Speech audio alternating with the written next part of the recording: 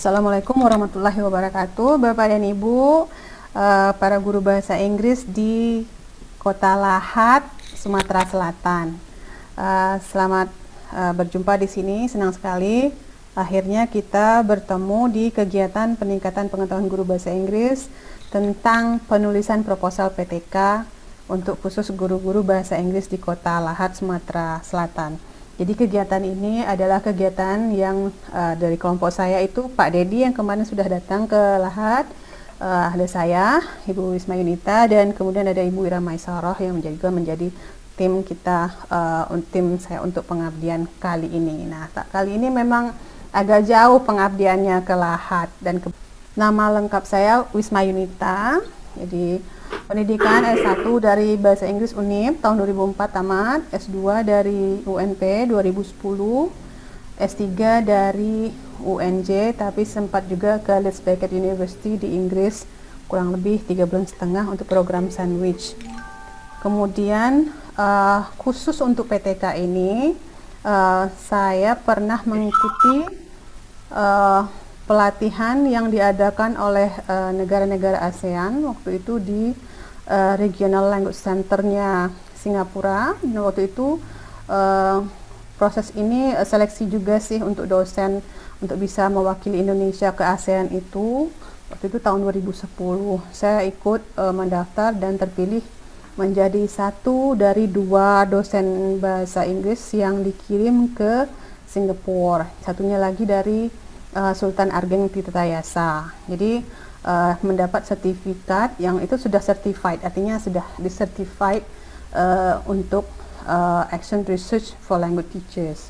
Nah, itu yang saya dapat khusus kenapa saya peduli sekali dengan Action Research ini, karena pernah dulu mendapatkan beasiswa, artinya grant dari pemerintah. Tentu saja beasiswa akan pakai uang negara ya, jadi harus di give back gitu, jadi berbagi kembali kepada Bapak Ibu yang sekiranya memerlukan ini. Ada beberapa lulusan saya juga yang sudah saya bimbing di S2, ada guru dari Bengkulu Utara juga ada. Untuk PTK ini saya rasa cukup pas lah posisinya ketika saya melakukan pelatihan atau pemberian materi ini untuk Bapak dan Ibu. Nah, kita kembali ke slide. Nah, ya, jadi kita mulai PTK. Nah, Bapak Ibu, kalau PTK yang bila ada kata PTK, apa yang terpikir oleh Bapak Ibu? Bu Aryani, apa yang terpikirkan oleh Bu Aryani? Kalau PTK gitu. Penelitian. Penelitian. Seperti apa penelitiannya kira-kira, Ibu? Yang kita lakukan kepada siswa kita yang kita ajarkan di sekolah, dilakukan ada beberapa tahapan. Ya. Tahapannya apa? Tapi itulah Bu yang tahu. Itu baru sebatas itu ya, nggak apa-apa. Nanti setelah mendengarkan penjelasan ini, mudah-mudahan nanti tambah banyak ya Bu pengetahuannya. Dan ini sebenarnya asik kok melakukan ini. Setiap semester bisa lakukan, bisa ada 2 research misalnya dalam 1 tahun. Sudah tahu caranya, that's very easy gitu ya. Cuman kita dengan yakin apa yang harus kita lakukan, tahap-tahapannya seperti apa gitu ya. Oke, Pak Oyong yang saya lihat di sini, Pak Oyong apa Bapak yang Bapak tahu tentang ini dulu? Tentang PTK? Cek ombak ini. Tentang penelitian tindakan kelas, mungkin masalah yang dihadapi peserta didik ya Bu. Masalah? Motivasi atau bagaimana cara kesulitan yang di dalam kita mengajar dalam kelas peserta didik itu Bu. Ya. Ada tambahan lagi Pak? Nah, cukup di situ dulu Bu. Di situ dulu ya. Tadi sudah isi form ya Pak ya? Ya sudah. Bagaimana dengan pertanyaannya? Apakah susah untuk dipahami? Agak susah ya Pak? Agak susah ya. Agak susah ya, nggak apa-apa. Nanti habis ini mudah-mudahan Bapak Ibu akan paham apa itu PTK. Baik. Jadi PTK itu adalah salah satu jenis penelitian dan dia termasuk kepada penelitian kualitatif sebenarnya, tetapi juga ada unsur kuantitatifnya sedikit. Jadi kalau selama ini guru-guru berpikir, oh itu penelitian yang hanya hitung-hitungan saja gitu, itu tidak benar.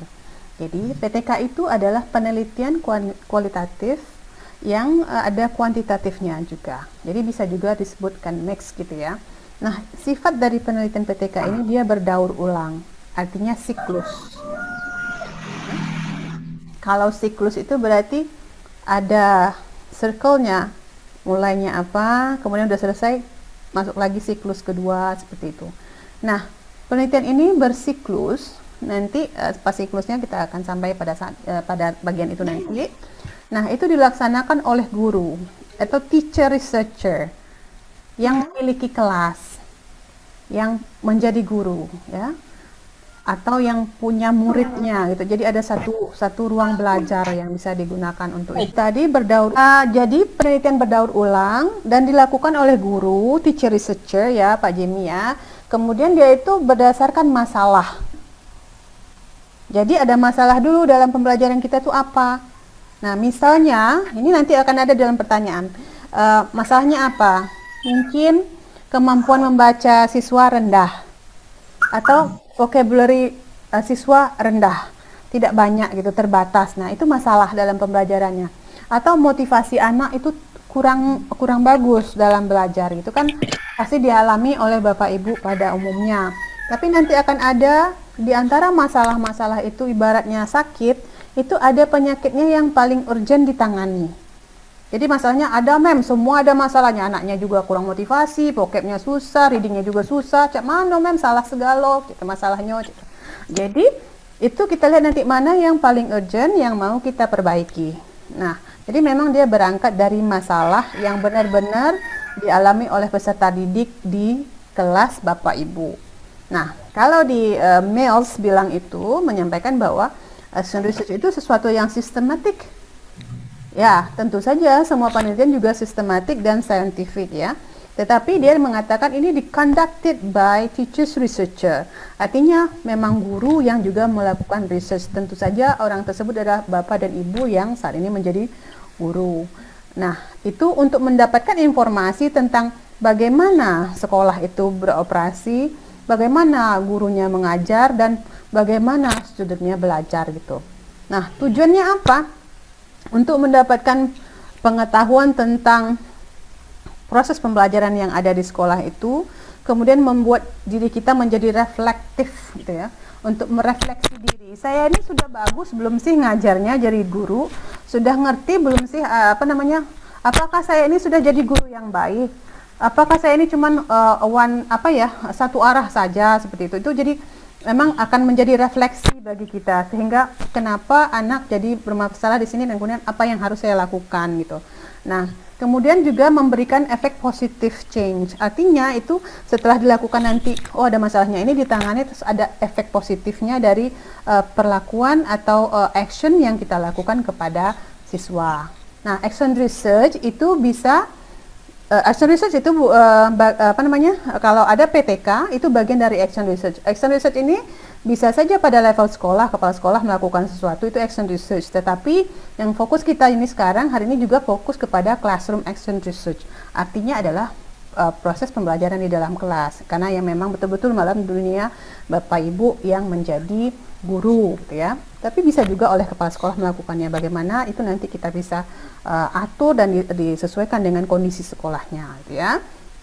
Nah, jadi itu tujuannya adalah untuk memperbaiki kondisi pembelajaran yang bermasalah itu, yang PTK itu. Nah, kemudian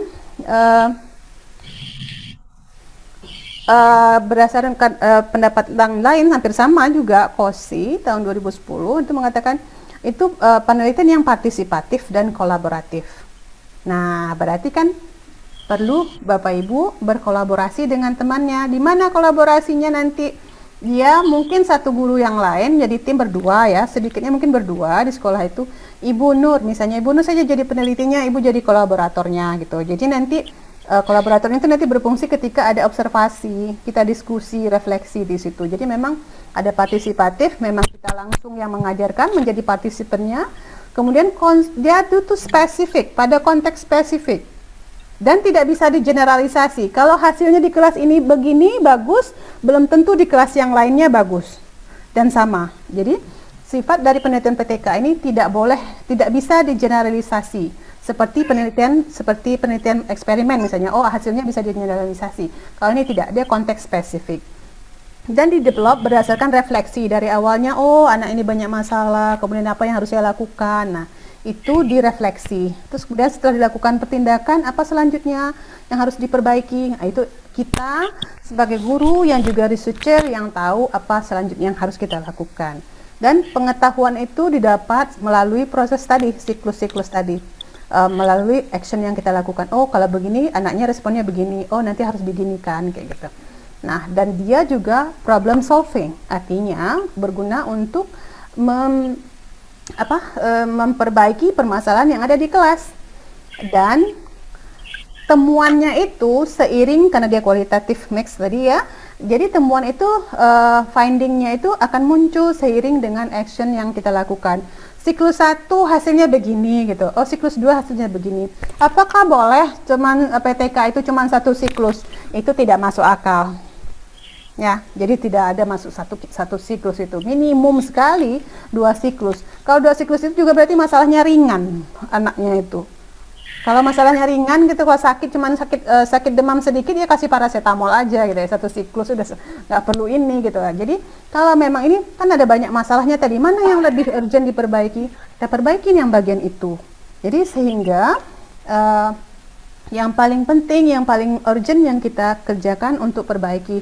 Nanti kalau sudah selesai di siklus ini, apalagi, atau di penelitian ini sudah semester depan saya mau neliti ini deh dengan cara bagian motivasinya bagaimana misalnya gitu, atau dengan menggunakan text base ini bagaimana gitu, boleh saja. Ya, jadi akan muncul hasilnya itu seiring dengan action yang dilakukan. Nah, kalau sejarah PTK, saya cari tahu, kasih tahu juga sama Ibu sama Bapak tentang sejarah PTK ya. PTK itu kalau dulu orang bilang itu kayak dia mulai di tahun 1940-an di Amerika, dan itu psikolog orangnya, pencetusnya namanya Kurt Lewin, dan kemudian dilanjutkan oleh Stephen Curry di Columbia University dan itu masih dalam bidang penelitian secara umum. Nah, sekarang kita udah sampai ke bidang kita bahasa Inggris gitu. Nah, pertengahan tahun 50-an PTK itu dianggap bukan research, karena pada saat itu experimental research itu, yang quantitative research itu sedang pada puncaknya. Jadi ini apa sih, coba-coba kerjaan amatiran kayak gitu. Nah, kemudian akhirnya penelitian PTK itu menurun dalam beberapa tahun berikutnya. Pada tahun 70-an baru muncul kembali karena sudah jenuh dengan penelitian kuantitatif yang harus disetting dan segala macam, harus kondisinya seperti ini segala macam. Jadi butuh yang betul-betul alami, seperti apa sih yang berangkat dari kelas, memang persoalan yang sebenarnya kayak gitu, bukan uji coba saja, tapi persoalan sebenarnya apa, bagaimana menyelesaikan masalah itu. Maka akhirnya pada tahun 70-an itu naik lagi dan dianggap bermanfaat. Nah, kalau sekarang PTK itu adalah satu tools atau bentuk research yang memang malah diwajibkan untuk guru lakukan, ya kan? Sudah diwajibkan kan? Kemungkinan ya, karena undang-undang guru dan dosen itu kita setara. Kalau kami kan sudah setiap semester sudah harus punya. Mungkin ke depannya Bapak Ibu mungkin harus mengadakan PTK itu bukan hanya untuk naik pangkat saja lagi nanti. Mungkin akan menjadi syarat untuk dibayarkannya sertifikasi, mungkin kita nggak tahu ya. Kalau di kami sudah begitu, jadi untuk BKD dan segala macam itu harus ada syarat itu gitu. Dan menyikapi hal itulah, maka baiknya memang Bapak Ibu menguasai ini, karena kalau kita berpikir ke depan, kemungkinan itu peraturan itu bukan akan semakin mudah, tapi akan semakin sulit, karena akan semakin banyak orang yang menjadi guru dan semakin tinggi tuntutan kurikulum di negara kita untuk perbaikan pendidikan. Nah, jadi kalau ada orang sekarang bilang, PTK itu bukan penelitian ini, itu berarti dia masih berada di tahun 50-an. Ya kan? Karena pikirnya PTK itu nggak penting, segala macam. Itu berarti orang itu masih berada di tahun 1950-an. Belum ke abad 21, tahun 2021. Jadi sekarang itu sudah sebagai tools professional development. Dianggap sebagai bentuk tindakan profesional kita. Makanya mungkin itu. Nah, kalau untuk langkah-langkah dalam PTK yang tadi kata Bu Aryani ada langkah-langkahnya. Ini yang langkah-langkah yang paling terkenal itu adalah siklus dari ini Chemist and McTaggart pada tahun ini dari bukunya Burns. Nah, dia itu ada plan, act, observe, dan reflect. Jadi ada 4 ini. Tapi apakah ada yang lain? Ada. Nah, ini siklus. Karena dia siklus tadi kan, jadi kalau enggak tuh nggak selesai-selesai dong penelitian. Tuh. Nah, ada alat untuk menghentikannya. Apa itu? Indikator keberhasilan. Jadi misalnya di awal ibu bilang, oh sekarang anaknya pada nilainya 6 gitu. Jadi nanti pas mau merancang penelitiannya, ibu akan set indikator keberhasilannya kalau rata-rata nilai anak 7,5 misalnya gitu. Kalau sudah tercapai, misalnya 80% anak nilainya 7,5 gitu, atau mencapai KKM misalnya kayak gitu. Ya sudah, berhenti di situ siklus penelitiannya dan dilaporkan dan disampaikan sama teman-teman atau dipublikasikan. Kalau enggak itu enggak never ending siklus dong gitu kan ya.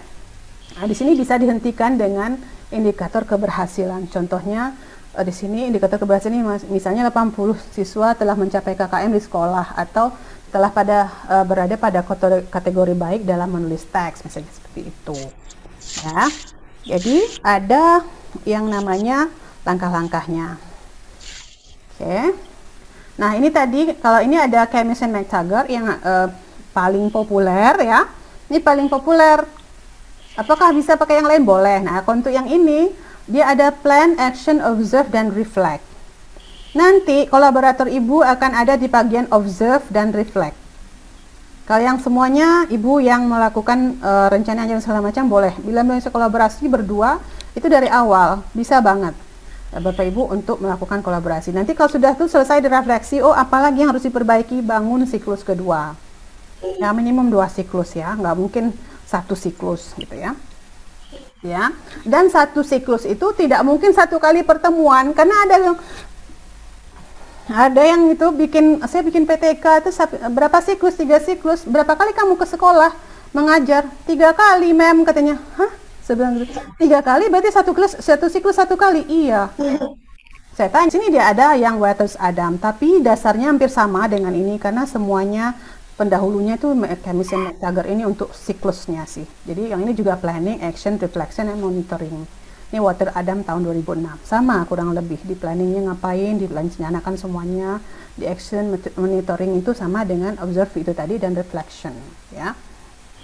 Nah, kemudian juga yang sering terjadi di pemikiran Bapak Ibu itu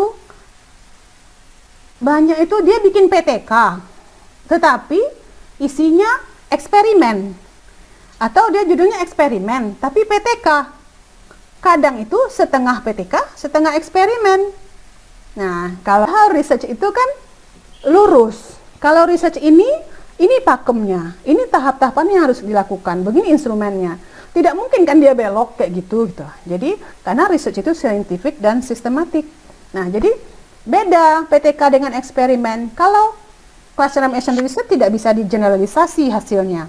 Dan dia konteks spesifik, problem solving, kemudian tadi knowledge itu dihasilkan seiring dengan proses penelitian dan kemudian ada siklus-siklus. Nah, kalau di eksperimen nggak ada siklus-siklus, ada membandingkan 2 situasi, ini kelas kontrol, ini kelas eksperimen seperti itu. Kemudian ada dikondisikan, starting awal tuh anak itu harus sama. Kalau anak ini kemampuannya sekian, segini juga sama gitu. Jadi nggak boleh yang sini suka-sukanya ini pakai konvensional, ini pakai ini nggak bisa juga gitu ya. Jadi di sini juga di experimental study ini juga ada pretest dengan post-test. Nah, kalau di action research itu tidak ada pretest dengan post-test. Tek itu. Ingat ya. Karena ini yang adanya siklus 1, hasil siklus 1, nanti hasil siklus 2, hasil siklus 3.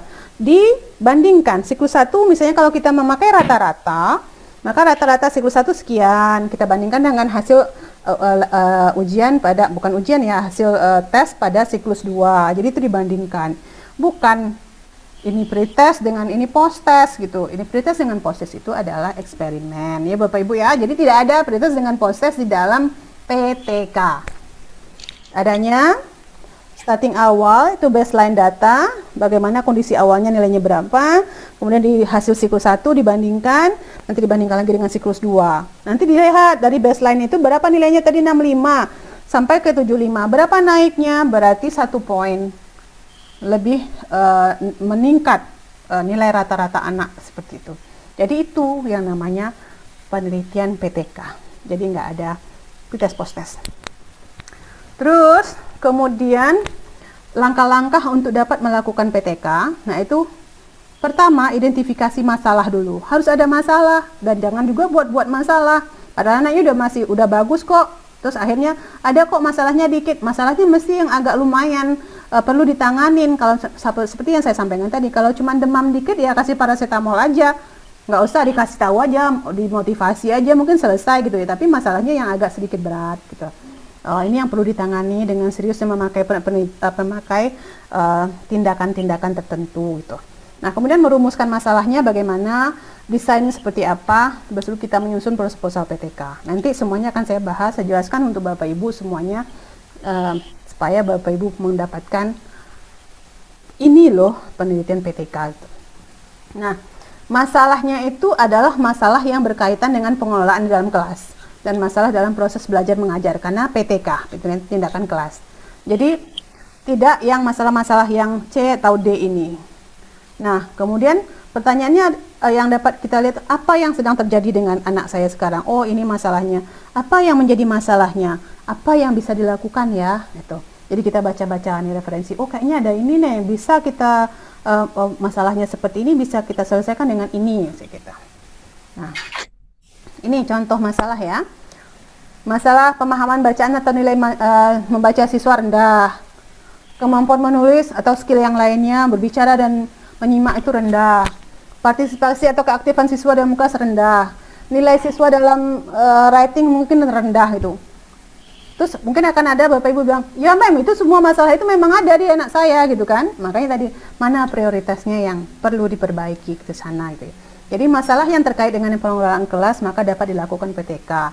Gunanya untuk meningkatkan kegiatan belajar mengajar, meningkatkan partisipasi siswa itu tadi, kemudian menerapkan pembelajaran pengajaran yang inovatif seperti itu. Kemudian juga mengikutkan pihak ketiga bisa dari kolaborator seperti itu untuk dalam proses belajar mengajar.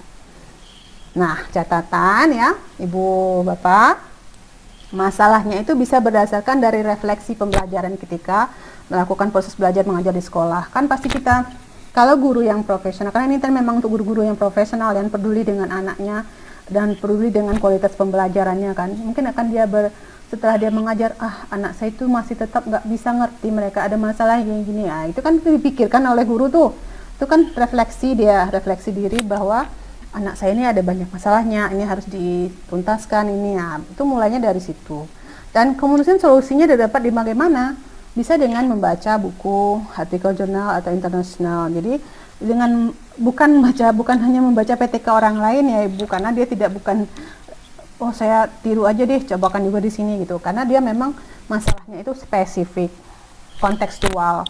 Anak-anak di SMP di Lahat di kelas misalnya Ibu Aryani yang ada misalnya 40 atau 30 itu tidak akan sama dengan anak di SMA atau di SMP lain di Bengkulu gitu. Jadi nggak bisa kita generalisasi. Budayanya ada di situ, gaya belajarnya segala macam ada di situ. Jadi konteksnya spesifik, nggak bisa digeneralisasi. Nah, merumuskan masalah dan hasil identifikasi. Bagaimana merumuskannya, Mem? Harus jelas, spesifik, operasional, dan tepat. Kemudian dia juga ada aspek substansinya, originalitas, masalahnya betul-betul terjadi di tempat itu. Bagaimana memformulasikannya dan teknisnya bagaimana gitu. Dia harus kita jawab itu bagaimana nanti, itu akan tergambarkan, sudah kepikirkan sama kita gitu, baru muncul masalahnya. Ini contoh rumusan masalah. Ada dua pola sebenarnya. Ini saya temukan untuk dalam pelatihan saya kasih tahu ada dua pola. Pola pertama dengan pertanyaannya itu sejauh mana? Kalau dalam bahasa Inggrisnya to what extent rough technique can improve students writing of expositional text misalnya seperti itu. Jadi sejauh mana? To what extent? Yang kedua, what factors? Faktor apa yang mempengaruhi itu? Kenapa dua pertanyaannya? Pertanyaan yang pertama itu akan jawab dengan ambil instrumennya tes, datanya angka-angka, sehingga bisa mengetahui sejauh mana. Kan sejauh mana itu kan pakai angka. Nah, jadi pertanyaan pertama terjawab dari dengan instrumen tes. Kemudian faktor apa yang mempengaruhi itu dijawab dengan observasi dan interview misalnya seperti itu. Jadi itu terjawab. Jadi akan terjadi garis lurus seperti itu. Kan tadi dia mix gitu ya. Nah, kemudian ada juga yang pola kedua, bagaimana meningkatkan partisipasi siswa dalam pembelajaran speaking melalui task-based language teaching. Nah, ini kalau saya lebih cenderung kepada yang pertama karena kita tahu. Kalau yang pertama pertanyaannya, ini cara mengambil datanya, ini cara menganalisis datanya. Cara kedua, ini cara instrumennya, ini cara mengambil datanya, ini analisisnya. Jadi sehingga dia research yang tadi garis lurus, research question dengan sampai hasilnya itu nanti akan sama. Ada dijawab semua gitu ya. Ini rumusan yang contohnya ini tadi. Kemudian how can yang dua ini tadi ya. Nah, itu nanti akan saya share juga bagaimana caranya, masih akan lanjut di sini. Nah, kemudian dalam desain PTK ya, itu ada pendahuluan, metode, dan model penelitiannya. Di pendahuluan tentu ada latar belakang, rumusan masalah, tujuan penelitian, manfaat seperti yang di proposal-proposal pada umumnya. Kemudian metodenya ada siapa subjeknya, kemudian apa instrumennya, bagaimana menganalisis datanya, dan bagaimana mengambil datanya. Kalau data kualitatif bagaimana menganalisisnya, data kuantitatif, kualitatif bagaimana gitu. Terus modelnya mau yang mana, Chemist dan McTaggart kah, atau Walter Adams, kayak gitu ya. Terus menyusun proposal PTK ini, dia proposal atau penelitian apapun itu pastilah sistematis dan logis. Jadi ada pedomannya yang bisa diikuti. Harus ada ini gitu. Research question untuk PTK berbeda dengan research question untuk eksperimen ataupun R&D ataupun penelitian lainnya. Nah, di situ harus ada gambaran terperinci tentang proses yang akan dilakukan. Kemudian instrumennya apa, cara ngumpulin datanya bagaimana, cara analisisnya seperti apa gitu. Nah, ini sekarang kita ke judul penelitian PTK. Kan? Nah, di judul PTK itu ada 3 hal yang harus ada di judul itu. Nanti Ibu akan membuat judul loh. Nah, apa itu? Yang pertama, apa tindakan yang akan dilakukan oleh guru dalam pembelajaran dalam kelasnya?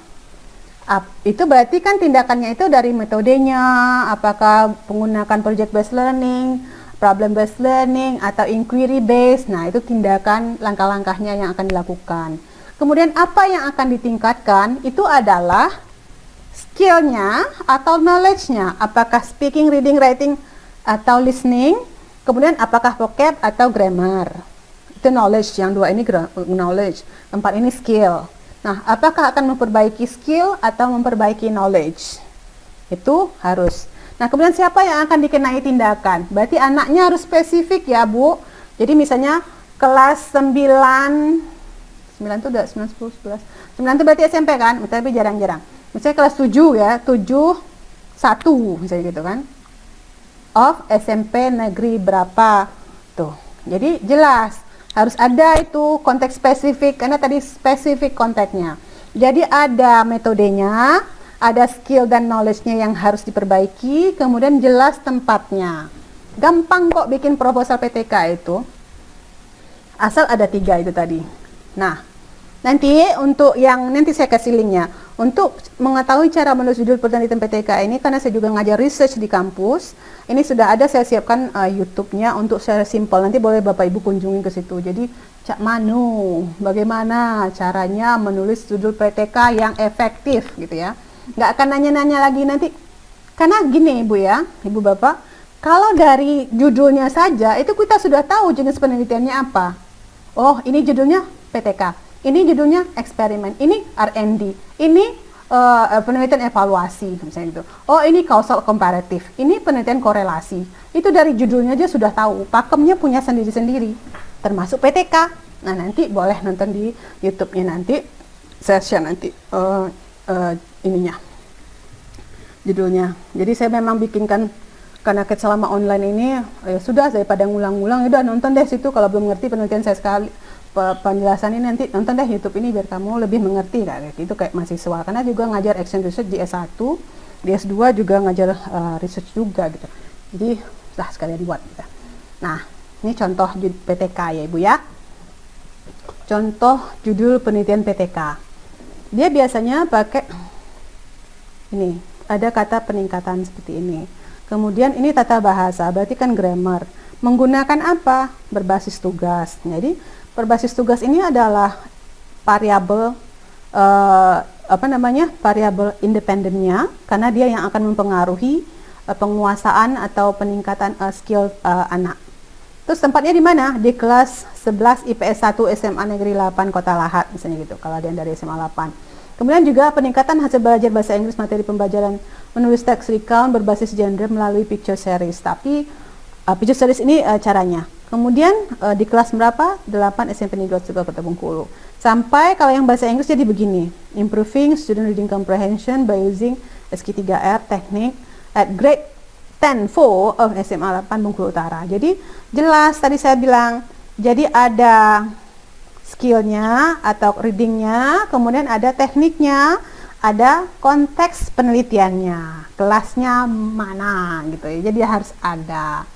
Nah, begitu ya Ibu. Nanti ada juga nih, using Dictogloss to improve student recount writing skill at grade 10-4 SMA Negeri 1 Lahat City. Gampang, jadi gitu. Ada 3 itu tadi komponennya. Apa metodenya, tekniknya, kemudian apa skillnya, di mana, gitu. Nah, ini dia kalau kita bikin proposal PTK, ini komponen-komponennya. Ada judul, bidang ilmu, pendahuluan, jadwal penelitian, metode. Ini kan putarnya ke sini ya, kajian pustaka, metode, jadwal penelitian, personalia, sampai lampiran. Nah, ini kan kita bahas satu persatu supaya nanti jelas. Saya tuh seneng kalau nanti, saya dapat judul Bu, gitu kan. Nanti saya bikin lagi, saya termotivasi untuk melakukan penelitian semester depan deh, gitu. Itu lebih happy banget saya. Nah, ini dia. Di pendahuluan tuh ada apa? Ada latar belakang, ada rumusan masalah, ada tujuan penelitian dan manfaat penelitian. Pasti ada kan kalau di proposal-proposal yang Bapak Ibu punya, saya pernah bikin gitu. Kemudian bagaimana cara menyusunnya? Ini dia.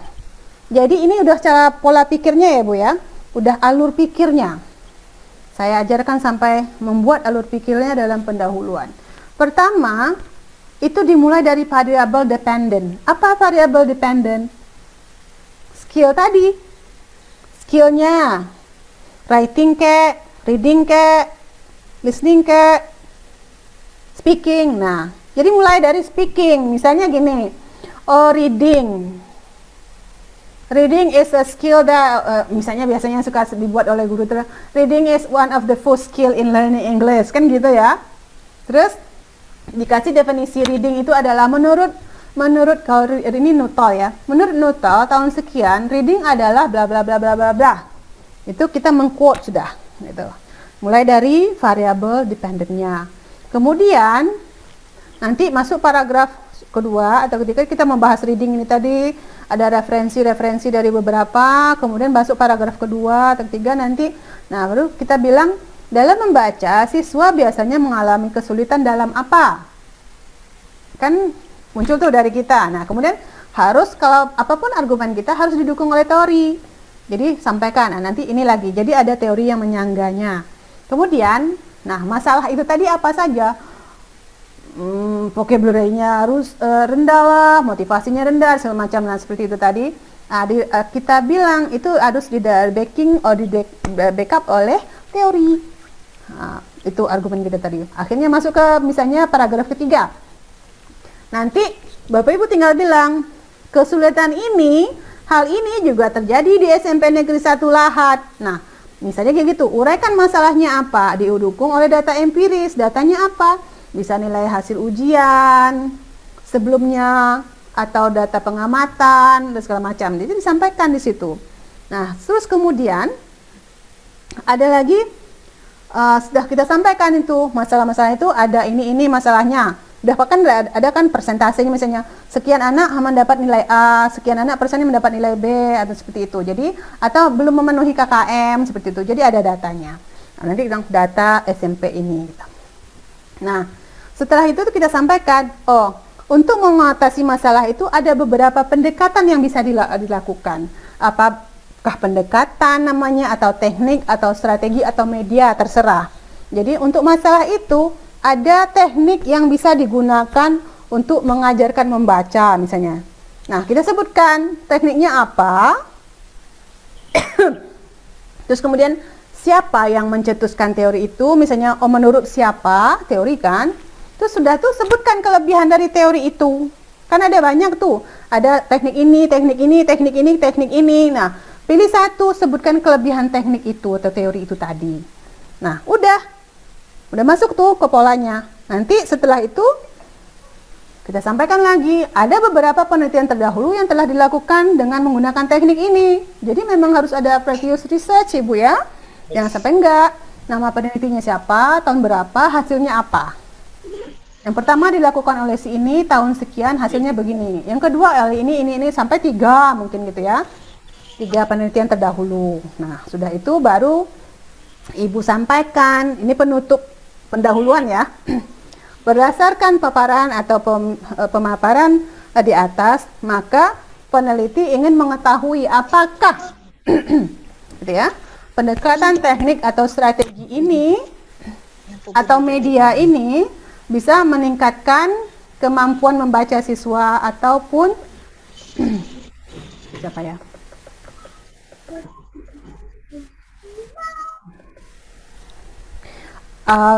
Disampaikan nanti apakah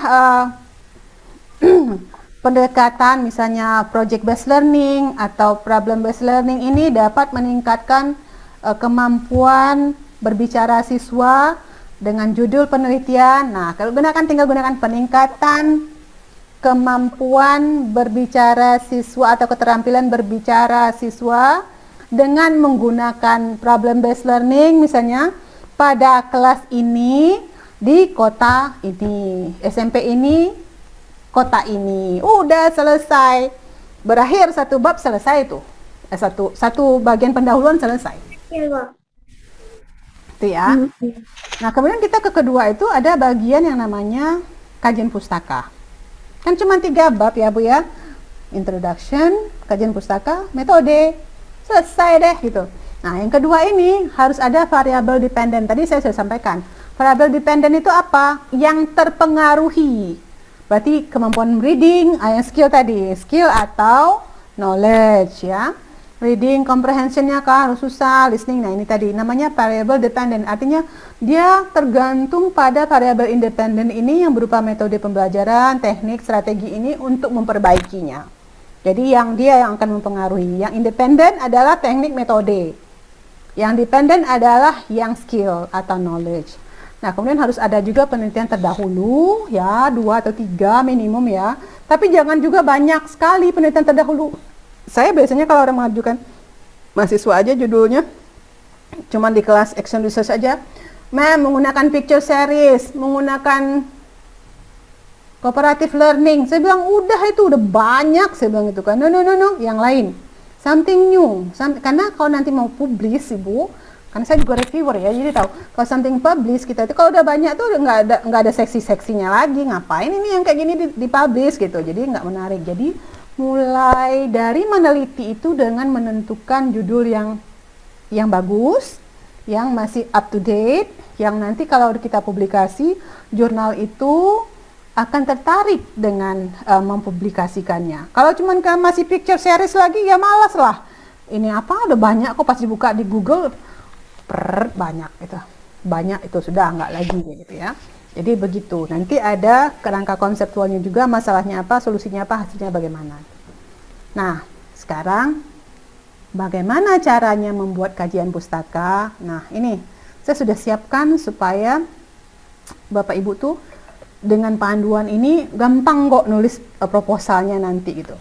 Nah, pertama ya Ibu kan ada 3 heading saja. Pertama, misalnya tadi judul Ibu adalah writing skill yang mau diperbaiki, maka tulis writing skill.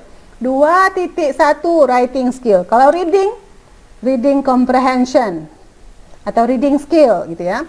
Nah, jadi 2.1 reading comprehension. 2.2 metodenya. 2.3 penelitian terdahulu, udah selesai. Nah, di sini uraikan tentang pertama 2.1 itu tadi, uraikan tentang variabel dependentnya itu misalnya reading comprehension, nah, keterampilan membaca dengan tuntas dan didukung teori yang relevan, yang terbaru, mungkin 10 tahun terakhir gitu ya. Jangan lagi masih pakai referensi tahun 78, tahun 80. Orang saya aja belum lahir sebenarnya itu kalau 78 gitu kan. Jadi kalau 78 itu hitung aja Bu, sampai tahun 2020, 43 tahun yang lalu. Ya Allah gitu kan, terlalu lama kita tinggal. Kenapa sampai sumbernya yang lama-lama? Karena nengok dari penelitian orang terdahulu. Ambil literatur reviewnya di bab orang-orang yang terdahulu, akhirnya ngambil teori-teori itu. Jadi nggak ada, there's not something new. Jadi referensi itu harus dari buku yang terbaru, 10 tahun terakhir, artikel terbaru gitu ya. Dan kemudian pada bagian akhir dari 2.1 ini tadi harus ada kesimpulan dari Bapak Ibu sendiri. Nah, bagaimana kesimpulannya? Kemudian harus diparaphrase. Jadi tidak boleh contek aja, Bu. Dari ini katakan Nuna mengatakan ini, terus kita pindahkan ke ini kita. Itulah kita kena plagiarism gitu ya. Jadi gunakan paraphrase, kutipan langsung, tidak langsung atau summary dan sintesis teori yang dikutip agar terhindar dari plagiarisme.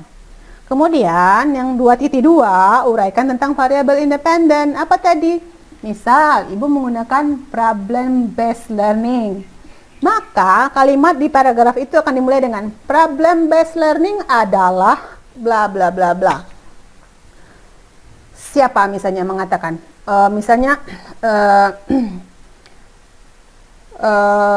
Smith misalnya, Smith tahun 2007 mengatakan problem based learning adalah bla bla bla. Nah, itu kita elaborasi mulai dari apa saja namanya, ciri-cirinya bagaimana langkah-langkahnya. Itu yang penting sekali. Bagaimana langkah-langkah mengajar dengan menggunakan problem based learning. Itu ada di bab 2.2. Semua tentang problem based learning. Nah, kemudian 2.3 penelitian terdahulu. Ada 2 atau 3. Nanti akan dimulai dengan kalimat begitu. Ada beberapa penelitian terdahulu yang dilakukan peneliti dengan menggunakan problem based learning. Pertama, si ini tahun 2016 melakukan penelitian dengan judul ini. Hasilnya begini. Nah, terus diulang lagi. Kedua, si ini melakukan segini. Ketiga, sama seperti itu. Itu penelitian terdahulu. Jadi lengkap semuanya di situ. Baru kerangka teori. Masalahnya seperti apa? Tadi masalahnya reading comprehension rendah. Bagaimana solusinya? Dengan problem based learning, misalnya itu apa saja langkah-langkah problem based learning itu, kemudian apa yang diharapkan? Diharapkan kemampuan reading siswa meningkat gitu. Jadi kayak gitu. Selesai tuh bab 2-nya. Poinnya di membaca gunakan teori terbaru. Jadi jangan yang tuek-tuek ya, Bu ya. Jangan pakai referensi yang tua. Metode penelitian. Nah, metode penelitiannya apa yang harus ada di situ? Harus ada desainnya apa? Partisipannya. Jadi bukan populasi dan sampel ya untuk penelitian PTK. Nanti bikinnya populasi dan sampel. Tidak. Itu adalah istilah untuk penelitian eksperimen. Populasi dan sampel. Kalau di PTK itu dia subjek penelitian atau participant of the research. Kemudian lokasinya di mana? Kemudian instrumennya apa yang digunakan? Nah, instrumennya itu at least 3, Ibu. Kenapa 3? Ada yang namanya triangulasi. Kalau itu gajah, masalahnya itu. Jadi gajah itu dilihat di depan, ini ada belalainya. Dari belakang beda lagi dari ini. Nah, jadi dilihat dari 3 sisi ini memang gajah gitu loh. Jadi itu yang gunanya namanya triangulasi. Nah, datanya itu akan ada tes, observation checklist, interview, atau angket. Nah, itu boleh. Jadi boleh pilih satu tes. Tentu saja harus ada tes kan, mengukur speakingnya, readingnya, atau apa tes. Itu untuk kuantitatif. Nah, observasi di dalam kelas dengan field note, catatan. Nanti yes dan no misalnya. Guru telah memerintahkan tentang problem based learning. Yes gitu. Kata si orang yang observe gitu ya. Dan checklist nanti bikin catatan, namanya catatan lapangan atau field note. Kemudian boleh pilih antara interview atau angket. Lebih baik sih interview, karena dia penelitiannya akan menjadi kualitatif kan. Dominannya kan kualitatif. Jadi interview, gak usah banyak-banyak juga anaknya di interview. Memang kalau ada 40 anak di interview semua, jangan. Mabuk gitu. Nah, jadi pilih saja, mungkin ambil 10 anak. Nah, itu 10 anak aja sudah berapa persen. Itu kita wawancara dia. Misalnya, pertanyaannya seperti ini. bagaimana salah satunya, bagaimana menurut kamu belajar bahasa Inggris dengan menggunakan problem based learning ini nak, gitu ya. Oh enak mem, katanya, saya ngerti gitu. Berarti kan ada manfaatnya. Kemudian tanya lagi, kalau ini apa namanya, dengan menggunakan problem based learning ini kamu jadi paham tentang reading ini, apa namanya, membaca teks ini dengan cara ini dong.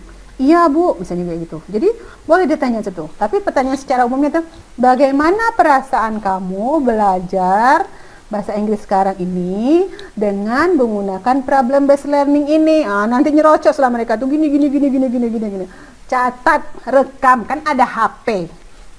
Gampang lah. Dulu harus beli recorder, itu enggak, sekarang rekam dengan HP. Udah 5 sampai 10 anak aja, kalau anak 10, ambillah 20% ya. Kalau anaknya satu kelas itu 40, berarti 10% berapa? 4. Kalau dia ambil 8, udah 20%. Jadilah. Ya. Jadi jangan banyak-banyak, tapi kalau nilai tesnya memang harus ada semuanya gitu. Nah, itu nanti jadi data kualitatif. Nah, kemudian prosedurnya harus ada juga perencanaan. Ngapain aja di perencanaan? Oh, menyiapkan RPP-nya, menyiapkan tesnya, menyiapkan medianya. Nah, itu semuanya ada di perencanaan. Kalau di tindakan ngapain? Ibu mengajarkan begini loh nak, problem based learning itu dikenalkan. Kemudian ini langkah-langkahnya. Ayo kini sekarang kita belajar dengan problem based learning. Itu namanya proses tindakan. Ketika ibu mengajar itu tadi, ada kawan tuh yang sebelah yang mengobservasi. Siapa dia? Si kolaborator kita. Jadi dia nengok di belakang.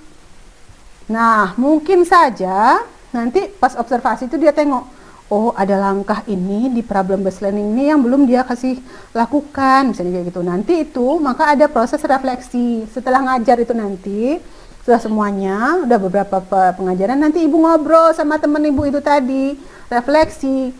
Nilainya kok setelah kita cek ternyata masih rendah, belum nyampe KKM. Kira-kira menurut kau kenapa ya? Misalnya gitu. Oh iyo, kemarin itu pas nama tengok lagi data observasi Ambo, waktu ibu ngajar tuh, ibu tuh lupa menyampaikan tahapan yang ini gitu loh. Atau mungkin ibu tuh ngajarnya cuman memperhatikan anak yang bagian itu baik. Misalnya seperti itu. Ngadapnya ke situ terus, jadi anak situ nggak ngikutin, nggak merasa diperhatikan. Itu kan catatan kita sebagai kolaborator yang melihat ketika teman kita mengajar. Nah, itu menjadi refleksi. Misalnya tidak diperhatikan, jadi anak sebelah situnya ngobrol aja, dia tidak ngerjakan tugas gitu. Dia main HP misalnya kayak gitu. Nah, kenapa? Karena dia tidak diperhatikan. Atau mungkin waktu ketika melakukan latihannya terlalu singkat, misalnya gitu. Itu kan diamati oleh kolaborator kita. Nah, disitulah kita refleksi. Apa ya yang harus dilakukan selanjutnya lagi untuk siklus 2 ini? Oh, untuk siklus 2 tadinya kan kau kurang perhatikan di sini. Berarti nanti pastikan langkah-langkah ini tercapai, dilaksanakan dengan baik. Terus mungkin untuk teks yang ini nih, anak ini belum ngerti yang tensis bagian teks ini nih. Coba diajarkan lagi dengan ditarik keluar tensisnya dari teksnya, misalnya seperti itu. Nah, itulah yang akan dilakukan perbaikan untuk siklus kedua. Seperti itu. Apakah materinya sama? Materinya, teksnya bisa berbeda, tapi pendekatannya sama. Di siklus 1, siklus 2, siklus 3 nggak mungkin kan teksnya sama. Teksnya bisa berbeda, tetapi dengan kemampuan dengan metode yang sama. Untuk tesnya bagaimana, Bu? Apakah tes yang pertama, kedua, ketiga itu ada 3? Iya. Tes pertama, tes kedua, tes ketiga itu berbeda. Harus kita rancang, tetapi apa yang membuat dia sama? Kisi-kisinya sama, tingkat kesulitannya sama. Siklus 1, soal pertama main idea, maka di siklus 2 soal yang sama tapi dengan teks yang berbeda, soalnya main idea dari pertanyaan pertama. Seperti itu. Jadi kualitas soalnya terjaga. Jadi juga harus divalidasi seperti itu. Nah, baru nanti sudah itu ada analisis data. Data kuantitatif kita persentasekan atau kita ambil nilai tengah. Nah, berapa persentase anak yang sudah mencapai nilai 80? Kan tadi ada indikator of success. Nah, ada baru 75% atau misalnya 70%. Ya sudah, sampaikan di siklus pertama udah 70% anak mencapai nilai 80. Nanti kita lanjut lagi yuk gitu. Siklus kedua nanti kita tes lagi berapa? Ternyata sudah mencapai indikator yang sudah kita tetapkan tadi. Ya sudah, berhenti penelitiannya. Terus untuk data pertama ya, tes tadi. Nah, untuk data kualitatif bagaimana? Ini kuantitatif di sini. Dia kualitatif. Bagaimana cara menganalisisnya, interview tadi atau dengan observasi tadi. Nah, itu bisa pakai langkah-langkah teori dari Gay dan Irish ataupun dari Miles dan Huberman. Nanti bisa Bapak Ibu tengok kok, gampang itu. Jadi ngapain aja kalau di Gay and Irish itu data reduction gitu, data display segala macam itu nanti ada. Jadi harus ada subjeknya, instrumennya, cara ambil datanya, cara analisis datanya harus sama, harus sesuai untuk penelitian PTK. Jadi nggak boleh tidak sejalan, karena dia itu sistematis dan saintifik ya penelitian itu. Begitu. Nah, cara menulis proposal PTK yang bagian metode. Ayo Bu Tina, yang bagian metode cak mana cara nulisnya, Mem? Apa aja yang harus ada di situ? Desainnya harus disampaikan. Penelitian ini adalah penelitian PTK. Nanti katanya penelitian PTK adalah ini. Menurut siapa? Pakai teori ya, nggak pakai teori. Harus ada teorinya. Kemudian tambahkan, terus melibatkan kolaborator atau tidak? Ada, oke, menyebutkan kolaborator siapa? Kolega sesama teman saya, misalnya itu boleh sebutkan namanya kalau mau, karena masih dalam proses ya, boleh. Nah, kemudian subjek penelitian bukan populasi dan sampel, tapi subjek penelitiannya siapa? Subjeknya adalah anak kelas sekian, jumlahnya sekian perempuan, sekian laki-laki. Mereka itu rentang usianya berapa kan? Misalnya kita tahu lah usianya 18, bukan 18 ya, berapa usia anak ibu kan tahu lah ya. Kalau mahasiswa 18 kayak gitu kan. Nah, itu berapa rentang usianya? Boleh kasih tahu aja tentang informasi tentang mereka di bagian subjek penelitian. Terus tempat penelitiannya di mana? Di SMP Negeri 1. Lokasinya di mana? Di jalan ini. Sekolah ini mendapatkan penghargaan ini. Kelas ini tempat ini. Itu boleh disebutkan di sini. Kemudian prosedur penelitiannya yang tadi, yang langkah-langkahnya yang perencanaan tadi, terus kemudian tindakan, kemudian observasi dan refleksi. Nah, jadi cuman itu aja yang dibuat. Terus nah, selanjutnya apa? Pada bagian 3 ini, instrumen. Tadi kan udah kan? Instrumen itu apa aja instrumen yang digunakan, jelas dengan detail berapa soalnya. Soalnya di reading comprehension, soalnya itu sekitar 25 atau 15. Ini kisi-kisinya. Nah, kisi-kisinya penting ya, jangan sampai bikin soal suka-suka hati aja nggak pakai kisi-kisi. Nggak boleh. Jadi ada kisi-kisinya 1. Nanti dipakai untuk tes pertama, tes kedua, tes ketiga. Itu harus ada kisi-kisinya. Pertama menanyakan main idea, kedua menanyakan apa, pilihan ganda gitu kan. Nah, itu harus sama ya Bu ya. Di pertama ini main idea, di kedua main idea lagi, ketiga itu lagi kayak gitu. Dan kemudian ada checklist observasi dan field note, kemudian interview. Terus cara teknik pengumpulan datanya bagaimana? Kalau teknik pengumpulan data, kita hanya bicara tentang cara mengumpulkan data. Jangan campur baur, nanti cara menganalisis data masuk juga ke teknik pengumpulan data. Enggak. Jadi tempatkanlah sesuatu itu pada tempatnya masing-masing. Kalau cara mengumpulkan data, maka apa instrumen yang digunakan? Mau diapakan instrumennya oleh peneliti? Siapa kolaboratornya? Dan siswanya jelaskan dengan rinci. Nah, kemudian teknik analisis data. Ini cuman bicara tentang cara menganalisis data. Kalau data kuantitatif, saya ini kan data kuantitatif yang berasal dari angket dengan hasil begini-begini, saya analisis dengan menggunakan rumus persentase atau menggunakan nilai tengah. Nah, itu untuk data kuantitatif. Kalau kualitatif bagaimana? Tadi Miles and Huberman, misalnya itu data display dan segala macamnya, atau data reduction sampai terakhir interpretation seperti itu. Jadi ikuti aja teorinya itu, dijelaskan dengan rinci cara menganalisis datanya. Terus nanti ada indikator of success, ini yang penting. Contoh, indikator of successnya Ibu bikin 70% dari keseluruhan siswa telah mencapai nilai pemaham bacaan lebih dari 65. Misal KKM-nya 65, misalnya gitu. Udah. Tapi kalau KKM tempat kami lebih tinggi, Mem, itu 65 rendah nian gitu kan. Kami 75 ya, gitu kan. Ya boleh, 75 gitu.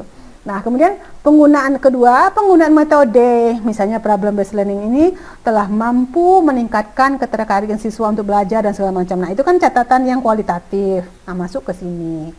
Nah, jadwalnya boleh kapan sampai kapan ibu yang tahu. Bikin aja kayak bar chart itu. Semester ini, minggu ini saya observasi, cek itu. Nah, saya ngajarnya pakai ini gitu. Udah dibikin sendiri, kapan persiapannya, pelaksanaannya kapan, pelaporannya kapan, kalau harus share dengan teman-teman misalnya gitu. Terus referensi yang dipakai apa? Yang baru-baru tuh 10 tahun terakhir harus menggunakan APA style. Cara menulisnya harus ada nama orangnya itu kalau Wisma Yunita, W titik. Jadi nggak pakai Wisma lengkap, ngabisin tinta, Bu.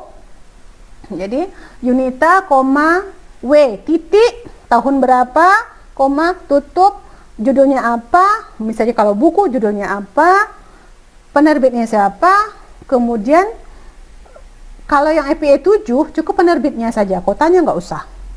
Nah, itu EPA 7 yang saat ini dipakai secara internasional yang terbaru. Kalau ada yang pakai kota itu berarti masih EPA 6. Orang udah 7, ngapain pakai 6, kayak gitu ya. Jadi udah 7, lebih simpel. Nah, kalau dari jurnal sama nama dan segala macam tadi, judul artikelnya apa, kemudian nama jurnalnya apa, dimiringkan nama jurnalnya. Nah, ini kan untuk jadwalnya ya. Seperti ini boleh dibuat aja seperti ini. Kemudian Dewa di Hidup jangan lupa, kalau berdua ketuanya siapa, anggotanya siapa. Kalau dua bertiga kolaborasi, lebih baik bertiga nggak apa-apa. Kalau misalnya berdua, nanti kalau kamu jadi semester ini kau jadi ketua ya, aku jadi anggota. Nanti kita publish ya, oke. Terus nanti semester depan kau yo yang jadi ketua, aku yang jadi anggota kolaboratornya. Oke. Jadi bukan meneliti terus bersama berdua. Berdua lebih baik daripada sendirian. Kalau meneliti tuh berdua lebih baik.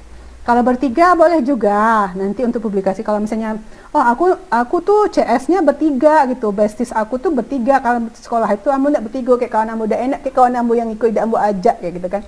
Ya udah ajak aja 3 misalnya gitu. Malah lebih banyak, setahun bisa 3. Dalam satu semester bisa 3 penelitian misalnya kayak gitu. Kan keren tuh, ibu di sekolah ibu punya penelitian. Aku tuh bisa, aku udah ngerti, aku udah pelatihan dari UNEP gitu, aku udah ngerti bikin proposalnya. Ayolah. Nanti sambil ibu neliti boleh nanya-nanya ke saya, boleh. Asal ibu neliti aja. Publikasi segala macam, saya dengan senang hati mau kok bersedia. Ya, karena sudah ngerti reviewer tuh butuhnya seperti apa, jurnalnya bagaimana.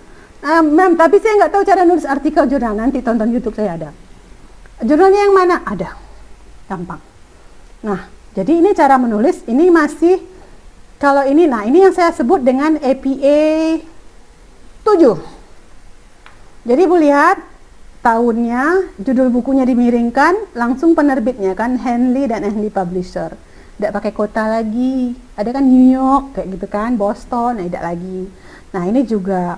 Kemudian ini, kalau dia dari jurnal, maka ini judul artikelnya. Yang kita miringkan nama judul jurnalnya. Jurnalnya itu apa? Volume berapa? Halaman berapa? Ada di situ. Kalau ini dari web. Kalau dari web, bukan jurnal, bukan buku, boleh. Tapi website yang bagus, bukan blogspot ya. No blogspot. Kalau ibu publish artikel, terus reviewernya lihat blogspot, Wikipedia, lokak ditolak gitu ya. Nggak berkualitas ini. Gitu. Pas tengok lagi, artikelnya tahun ada buku yang digutip yang tahun 78, tahun 80. Sudahlah ini. Lokak ditolak. Nggak update. Gitu. Jadi hal-hal seperti itu juga penting diketahui supaya sukses. Tuh. Lampirannya CV Bu, CV timnya boleh, instrumennya juga dilampirkan. Observation checklistnya mana, silabus dan RPP-nya mana, instrumen tesnya mana, itu sudah ready ya Bu sebelum penelitian. Jadi instrumen penelitiannya sudah dibuat untuk siklus 1 paling tidak. Terus kemudian observasi checklistnya sudah ada, dan itu silabusnya sudah ada, jadi itu jadi lampiran. Terus ini link Google Form yang pretest tadi, yang ini yang post test. Nah, yang pretest tadi sudah kan, udah isi kan? Susah nggak ngisi yang pertama tadi? Bu Nur, susah nggak Bu? susah karena sambil jalan. Susah sambil Jadi jalan mikir gitu. cepet-cepet. Oh, ya nggak apa-apa. Nanti pas ini kan ada post test nih, saya kirim lagi link yang sama, link yang berbeda, tapi untuk post test. Nah, setelah saya jelaskan tadi, mungkin jadi dapat ada yang benar jadinya tadinya benar salah. Nah, itu jadi lebih meningkat. Jadi ada gunanya saya nih ngoceh panjang lebar nih kan. Nah, kalau itu nanti ada peningkatan, cek itu. Jadi post test. Terus, mana lagi? Nah, ini rencana PTK Ibu, nanti saya kasih formnya saja ke grup WA. Boleh diisi apa aja yang harus diisi di sini. Ini sebenarnya untuk membantu ibu-ibu agak sedikit ini supaya nanti sudah punya, hey, aku sudah punya rencana penelitian untuk tahun 2022. Kan keren tuh, tiba-tiba dari Lahat ada banyak penelitian PTK. Nah, ini aja yang harus diisi. Judulnya apa? Tadi ingat kan cara bikin judul? Ada variabel dependent, independent, ada kelasnya, sekolahnya, tempatnya. Terus kemudian masalahnya apa? Pengetahuan reading mereka rendah. Oh, itu masalahnya apa? Silahkan sampaikan masalahnya. Vocabulary-nya juga rendah, sampaikan aja di sini. Diisikan misalnya sampai berapa. Terus variabel dependent-nya tadi apa? Reading skill kah, writing skill kah, vocabulary atau grammar mastery kah? Kalau vocabulary dan grammar kita pakai kata mastery. Tapi kalau untuk kata skill itu kita gunakan writing skill atau reading comprehension atau listening comprehension. Tinggal isi sini. Misalnya kalau ibu tadi writing sudah isi aja writing skill gitu kan. Setelah kalau misalnya variabel independentnya apa? Problem based learning. Udah. Terus karakteristik ininya seperti apa? Anaknya usia sekian, jumlahnya sekian, segala macam bisa tuh dikira-kira aja. Karena kelas ibu nanti ngajarnya di mana. Kemudian instrumennya apa? Tes, observasi, field note, dan interview. Terus analisis datanya cak mana? Data kuantitatif dengan persentase atau dengan mean score. Kualitatif pakai teori siapa? Miles dan Huberman atau siapa? Tuh, atau itu tadi. Nah, kayak gitu. So, itu nanti. Nah, ini rencana PTK. Jadi nanti ibu sudah punya rancangan tuh. Setelah ini, Bu, saya kebentur nih. Apa ini yang variabel independen? Gimana ini? Kontak saya, itu nomor saya. You can always contact me. Nanti konsul tentang lanjutnya. Nanti semester depan saya mau PTK. Apakah ibu juga meminta saya harus melakukan proposal PTK ini? Jadi enggak. Nanti pusing ibu. Nah, jadi enggak usah. Jadi isi pretest dengan proses sama form tadi itu aja udah. Nanti untuk selanjutnya boleh. Saya open untuk menerima Bapak Ibu konsul dengan saya boleh. Saya bantu dengan senang hati kita bisa berteman, berkolaborasi untuk ini. Tapi Mem nanti berkolaborasi dengan Mem apakah masuk nama Mem? Enggak usah. Masukkan aja teman Ibu sama kolaborator Ibu atau teman Ibu yang lain enggak apa-apa. Saya cukup membantu dengan itu saja sudah senang hati gitu ya. Nah, udah sampai di situ deh. Panjang kan? Mudah-mudahan Ibu mendapatkan ilmu, dapatkan apa yang dari saya sampaikan itu tadi bermanfaat. Nah, amin ya Bu Nisa ya. Mudah-mudahan ya. Nah, sekarang tuh boleh. Sekarang kalau punya pertanyaan, kawan-kawan di unit. Ya, punya pertanyaan, monggo, tanyakanlah sekarang. Coba, silakan Ibu. Siapa yang mau tanya duluan? Apa sih PTK itu? Misalnya kayak gitu, boleh. Saya, Mem. Oke, Ibu Ramayani, silakan. Lah kebayang ya? Udah kebayang ya judul PTK? Sudah asar. Bentar aja, Mem ya. Oke. Kalau kita ingin meneliti penelitian tindakan kelas ini terpusat hanya satu fokus, kan kita kan mempunyai 4 keahlian dalam bahasa Inggris kan, speaking, reading, writing, listening. Kalau kita ingin meningkatkan prestasi belajar siswa itu, kesemuanya bagaimana itu Bu? Kita memberi judulnya. Misalnya meningkatkan prestasi belajar bahasa Inggris siswa kan, SMA Negeri 1 Lahat. Nah, maksud saya itu tidak terfokus pada salah satu saja. Semuanya misalnya Bu, 4 keahlian itu. Bisa nggak itu dibuat penelitian Bu? Ya, kalau Ibu fokus kepada prestasi, definisi prestasi itu dulu harus ada Bu. Apakah itu? Dan apakah bisa ditingkatkan dalam waktu singkat? Apa saja langkah-langkahnya sudah tahu atau belum? Nah, tapi yang biasanya adalah pada satu skill tertentu, misalnya skill Ya. speaking atau writing, atau itu aja kadang-kadang belum beres Bu pada fokus pada satu itu, karena semakin spesifik penelitian itu kan semakin detail dia kan. Nah, seperti itu Ibu. Jadi, kalau prestasi itu harus didefinisikan prestasinya seperti apa yang dimaksud. Nanti juga susah Ibu mendapatkan mengisi literatur reviewnya, membuat angketnya yang prestasinya seperti apa. Apa speaking juga Ibu tes, writing Ibu tes juga. Ini juga kayak semua skill kan agak susah ya Bu. Jadi untuk definisi prestasinya itu mungkin terlalu luas. Jadi untuk Ibu teliti harus dikecilkan lagi spotnya sehingga bisa researchable dan manageable dan bisa dilakukan. Gitu Ibu. Oh ya. Jadi kita itu harus ada ruang lingkupnya dibatasi kayak itu Bu ya. Ya, karena di PTK kan Bu ya. Ibu PTK kan? Soalnya kalau Ibu di sekolah pada action research bukan penelitian tindakan kelas, tetapi penelitian tindakan pada level sekolah. Nah, itu beda lagi. Prestasinya bagaimana tindakannya?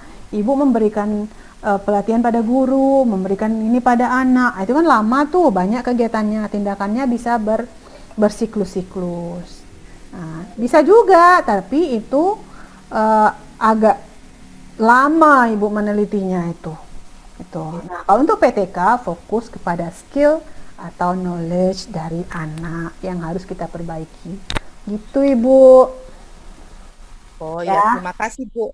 Ya, Di dalam pikiran saya ini tadi soal kita itu kan dalam bahasa Inggris itu banyak misalnya kan meliputi misalnya kita ngasihkan soal kompeten tes. Kompeten tes itu kan ada di situ ada dialog, misalnya ada reading kan di situ Bu.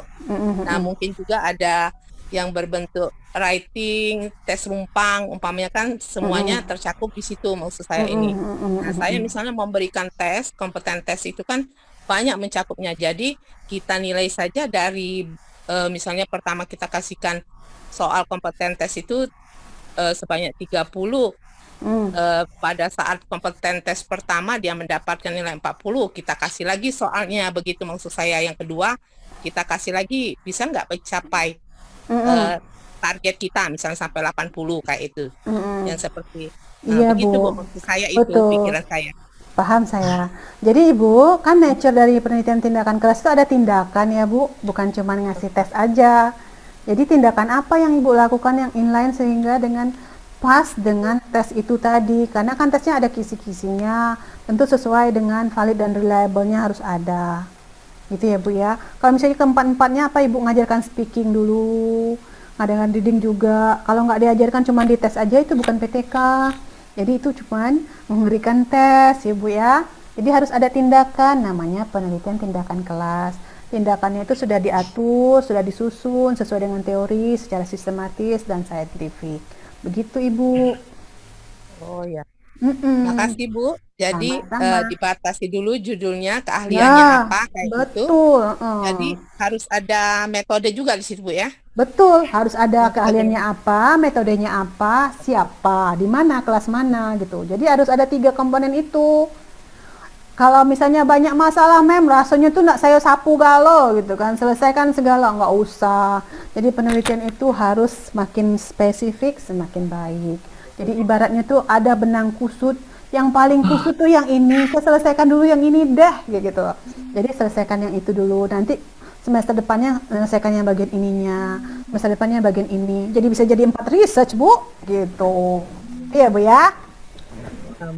Makasih Bu. Yoi, sama-sama. Ayo, siapa lagi yang mau cerita atau mau tanya masalahnya apa? Silakan. Yo. Saya Bu. Oke, Pak Jemi. Ayo Pak. Ya, video ini matiin tidak apa-apa Bu ya. Iya Pak, nggak kelihatan Bapak wajah cakep Bapak. Begini Bu, Ah. tadi katanya kan hasil PTK itu tidak bisa digeneralisasi Bu ya. Artinya hasil PTK di sekolah A misalnya itu belum tentu cocok untuk sekolah lain kan. Iya, belum tentu. Jadi maksud saya kalau ada guru yang sudah pernah melakukan PTK di sekolah ini, itu bisa diulang lagi di sekolah lain. Jadi gini, mungkin maksudnya Pak, diambil tekniknya yang sama gitu ya? Iya. Nah, itu boleh saja Pak. Misalnya di SMP itu sudah pernah dilakukan problem based learning, hasilnya begitu. Boleh saja, tetapi tetap Bapak berangkatnya dari masalah yang Bapak ada di dalam kelas anak Bapak. Jadi anaknya kan beda pasti, usianya mungkin beda, tingkahnya beda, jadi makanya itu nggak bisa digeneralisasi, itu maksudnya. Beda kan kalau penelitian eksperimen kan, kalau ini efektif metode ini, ya kita cobakan lagi yuk di sekolah itu, kayak gitu kan. Itu mengetes pendekatan atau teori tertentu, itu makanya enggak. Kalau di penelitian tindakan kelas, berangkat dari masalah anak Bapak, spesifik di kelas itu apa masalahnya. Tapi Bu, kan masalahnya di psiko dengan di situ sama baik. Hampir sama masalahnya gitu. Mesti lihat lagi konteksnya, pasti ada yang berbeda dan pasti ada yang lebih urgent. Gitu. Mana yang perlu ditangani lebih dulu. Itu maksudnya Pak, jadi nggak bisa digeneralisasi karena subjeknya berbeda. Penelitian ini kan termasuk kualitatif yang ada mix-nya, gitu, ada yang kuantitatifnya. Gitu Pak Jemi, bisa dipahami nggak? Ya Bu.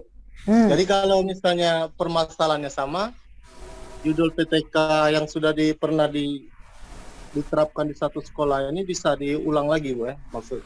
Bukan diulang namanya Pak. Jadi kalau istilah diulang itu kan coba lagi tempat kami, tetapi secara umumnya mungkin maksudnya Bapak diulang gitu kan. Tapi saya sampaikan lagi bahwa di backgroundnya tetap masalahnya kan berbeda tuh.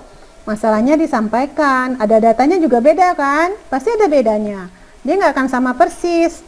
Misalnya di kelas itu dulu masalahnya reading comprehensionnya nilainya sekian.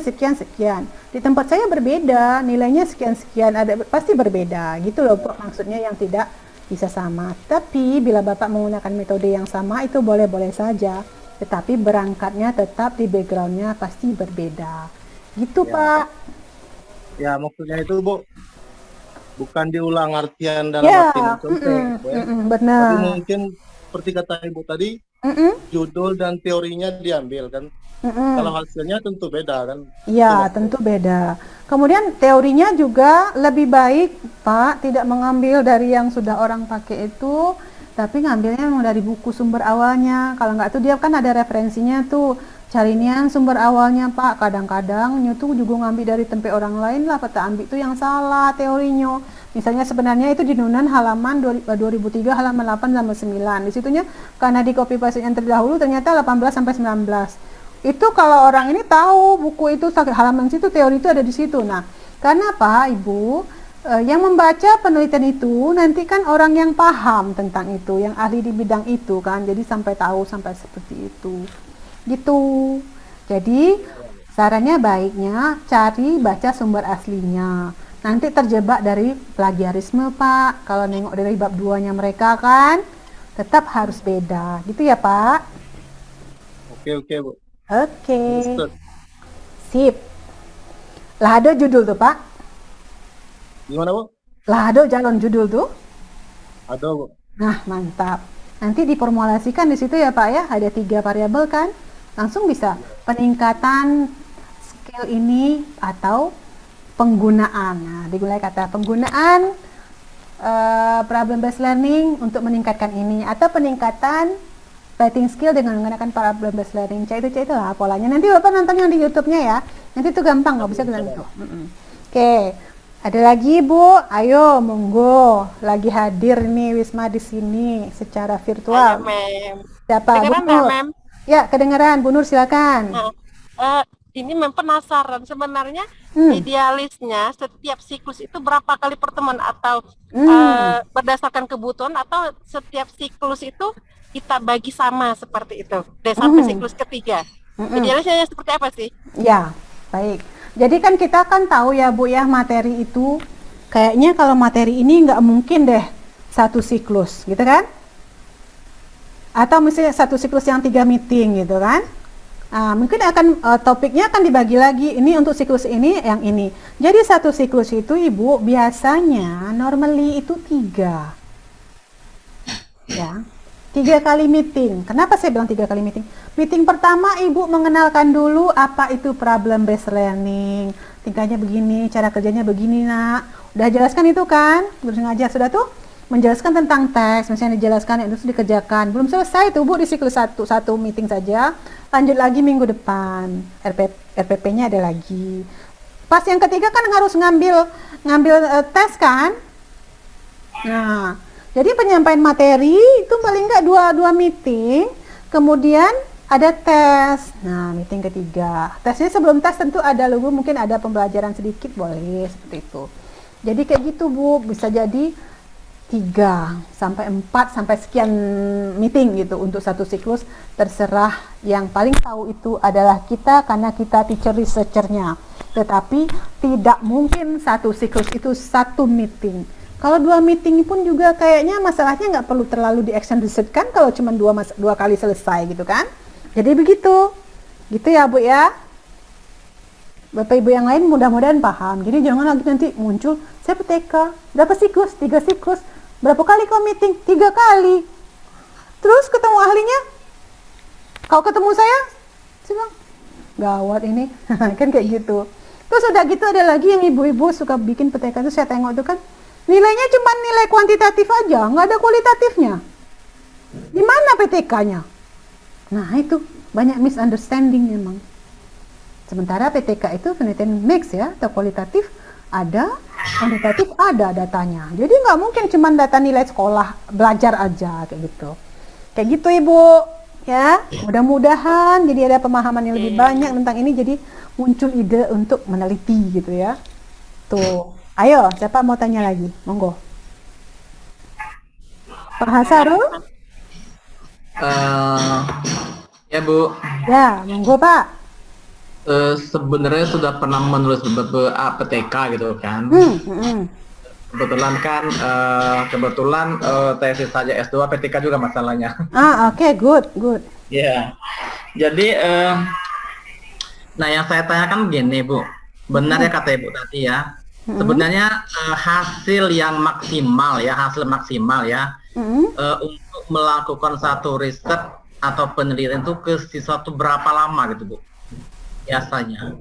Yang maksimal istilahnya ya benar-benar kalau PTK itu kita lakukan gitu. Ya. Ada beberapa siklus kan. Karena Ibu bilang tadi kalau dia siklus 1 mungkin cuma sakitnya nggak parah gitu kan. Yo, paracetamol aja. Siklus 2 mungkin cuma sedikit masalah. Mungkin yang ketiga. Nah yang selama ini yang sering di pikiran saya gini Bu. Misalkan saya mengadakan PTK, saya membandingkan 2 kelas gitu kan. Nggak membandingkan Pak? Ya dulunya. Oh iya. Oke. Saya begitu yang saya begitu dulu kan. Membandingkan 2 kelas, kalau yang satu ini teori ini nilainya berhasil nggak ya dengan ini ya, pasti berbeda gitu kan. Itu yang di pikiran saya dulu kan. Itu eksperimen. Eksperimen. Itu yang dulu terjadi gitu kan. Ya. Nah akhirnya setelah mengikuti beberapa pelatihan bertahu sekarang PT kita seperti itu gitu kan. Nah hasil yang kita capai gitu kan, penelitian yang bagus benar-benar yang kita lihat itu waktunya berapa lama tuh? Oke, maksudnya yang idealnya ya Pak ya untuk PTK maksudnya gitu ya. Oke Pak, misalnya kalau Bapak ada mengajarkan deskriptif teks misalnya gitu kan, itu cuma untuk berapa meeting aja.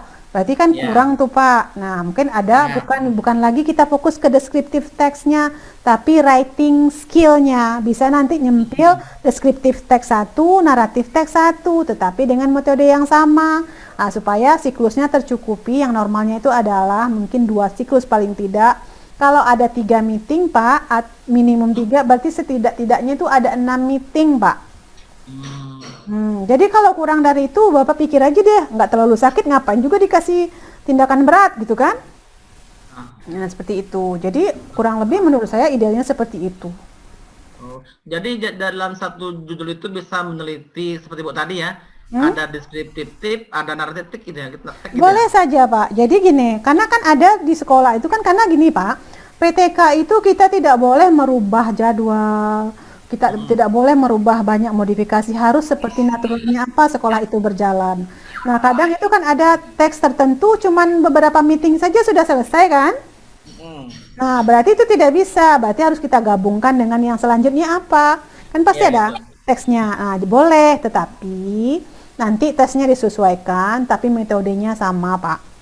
Misalnya Bapak pakai problem based learning, nah ini deskriptifnya, oh mereka bisa gitu kan. Oh sini lagi bisa gitu Pak ya. Atau reading comprehension seperti itu. Boleh. Gitu. Berarti satu metode 2 materi. Iya. Boleh ya? Tapi biasanya kalau 2 materi itu nggak mungkin dua siklus Pak. Bisa jadi 3 siklus atau lebih. Nggak apa-apa. Karena Bapak judulnya apa? Penggunaan problem based learning untuk meningkatkan kemampuan menulis siswa gitu ya di kelas sekian-sekian, karena menulisnya tidak spesifikkan ada exposition text atau naratif text seperti itu, jadi dibukanya agak tinggi dikit, jadi kemampuan menulis. Nah di dalam itu nanti baru di literatur review Bapak nanti ada descriptive text, harus ada tuh ya kan di bab 2-nya kan, kemudian naratif text ada, referensinya itu ada, kemudian langkah-langkahnya di RPP-nya juga jelas. Meeting ini sampai meeting ini naratif teks misalnya itu, kemudian kita kasih tes, kemudian itu sudah tuh lagi apa masalahnya lagi itu, seperti itu Bapak. Kalau misalnya judulnya itu materi itu cuman sedikit, tapi jarang kan Pak materi itu cuman sedikit sekali, rata-rata butuh bisa dengan misalnya saya kurang tahu ya berapa pertemuannya untuk satu teks tertentu, tapi biasanya pasti akan butuh bisa sampai 2 siklus sampai 3 siklus lebih gitu kan ya. Ya kan Pak? Iya benar-benar. Betul ya kan di sekolah itu. Nah, makanya kalau PTK itu kita tidak boleh banyak merubah situasi natural di sekolah itu. Kurikulumnya seperti itu. Paling cuman ganti jadwalnya mungkin boleh, tetapi biasanya cuman saya nak cepat-cepat selesai penelitiannya, ya udahlah sebulan kok pokoknya tiap minggu kamu orang belajar itu namanya makso, tidak natural lagi. Orang kalau dikasih obat paracetamol harus dosisnya cuma 3 kali sehari, dikasih 5 kali sehari, mabuk. Nah kayak gitu ya. Jadi udah kebayang ya Pak ya PTK-nya nanti akan seperti apa gitu ya. Saya jadi penasaran, nanti ini udah paham judulnya, cara buatnya, nanti benar-benar saya nanti Pak Sarul mungkin ada nanti, Bu kabarin aja deh, Bu saya ke semester depan neliti ini judulnya gitu. Oh ya Pak, apa yang bisa dibantu? Kayak gitu. Nanti bisa gitu. Gitu. Jadi semangat Pak, meneliti itu harus sudah menjadi suatu hal yang biasa bisa kita lakukan sebagai guru. Bukan hanya meneliti ketika mau naik pangkat, belum ada PTK. Nah sekarang tuh bukan hanya PTK aja lagi, sekarang kan naik pangkat tertentu saya dengar harus pakai artikel kan, seperti pengabdian seperti ini lagi. Bu. Ya baik, terima kasih Pak Sarul. Ayo Bapak Oyong, ada pertanyaan nggak? Siapa lagi? Bu. Ya Pak Jemi. Ya ini masih berhubungan dengan pertanyaan Pak Sarul tadi Bu ya. Kira-kira kalau PTK-nya selesai 2 bulan masih logis itu Bu? 2 bulan anaknya berapa siklus itu Pak? Tidak kasih dosis paracetamol banyak kan? Enggak, 3 kali. 3 kali, boleh Pak. Bisa jadi 2 bulan bisa selesai. terima misalnya 2 bulan sudah selesai PTK-nya Bu. 2 bulan itu dalam 1 minggu, mungkin dia satu bulan pertama dia 1 siklus kan? Bulan kedua 1 siklus lagi gitu. Masuk akal rasanya, dia tidak merubah banyak yang di sekolah kan? Ya. Boleh Pak. Nah, kasih Bu. Yo, lah ada judul Pak Jemi, lah ada judul juga Pak Asarul. Jadi nanti tinggal cari teori yang mana yang terbaru. Tren sekarang itu ngajarnya pakai apa kan, inquiry, post, task based segala macam itu. Nah itu yang pakai yang baru-baru gitu, inquiry based kayak gitu. Jangan lagi pakai picture series. Bu Emi, ayo silakan. Ya, Assalamualaikum warahmatullahi wabarakatuh. Waalaikumsalam. Bu Emi, ayo mukanya liatin. Ibu masih nongkrong aja tuh. Saya aktif videonya. Ibu nongkrong aja di balik itu. Oke, Bu Emi, gimana? Iya. Sore Bu. Assalamualaikum warahmatullahi wabarakatuh. Iya, tadi sempat dengar juga apa yang disampaikan Pak Hasarul. Katanya ada pergi dengan pos, terus Ibu langsung, kalau pergi dengan pos itu berarti bukan PTK ya. ada pretest dengan posttest. Ya, pasti Jadi, banyak yang temu kayak gitu kan?